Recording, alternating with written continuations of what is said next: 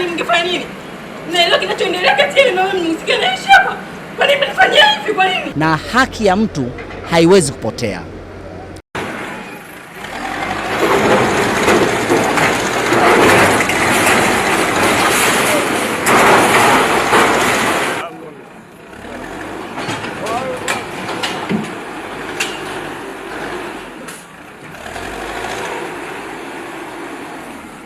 Hapa ni Mbezi Beach, plot namba 424 kwa namba ya zamani ama 2196 block H.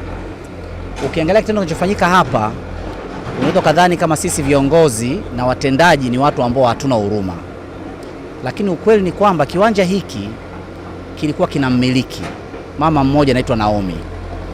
Ila kwa Dar es Salaam na maeneo mengi ya nchi yetu wako watu ambao wanaamini ukiwa na nguvu ya aina yoyote unaweza kuvamia kiwanja cha mtu na ukajenga bila kuwa na hati ya umiliki, bila kuwa na kibali cha ujenzi na ukaishi. Lakini huku nyuma kuna mtu ana haki yake, naye analia kwa sababu sheria za nchi yetu zimetoa utaratibu wa mtu kumiliki ardhi. Sasa kuna bwana anaitwa Maululu, na Maululu sio maarufu tu hapa kwa viwanja vingi. Yeye kuta kiwanja chote kimekaa ovyo ovyo, anaingia anakishikilia, kama ilivyokuwa kwa Mushi, ambapo hasa maeneo ya Mikocheni, Mbezi Beach, sasa hivi wamefika mpaka Tegeta, ndio aliojenga hapa.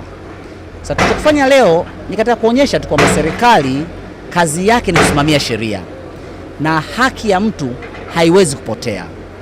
Kwa hiyo hapa ni uvunjaji ambao ndo nasema ukiangalia kwa sura ya kawaida unaweza kuona kama vile tuna nia mbaya ya kuharibu mali ya mtu, lakini huyu mtu yeye ndiye mwenye nia mbaya ya kupora mali ya mtu mwingine kwa sababu ama kwa nguvu anayojua yeye. Sasa tumesema uvamizi wa ardhi ni uvamizi wa ardhi, na kila mvamizi wa ardhi atabaki kuwa mvamizi.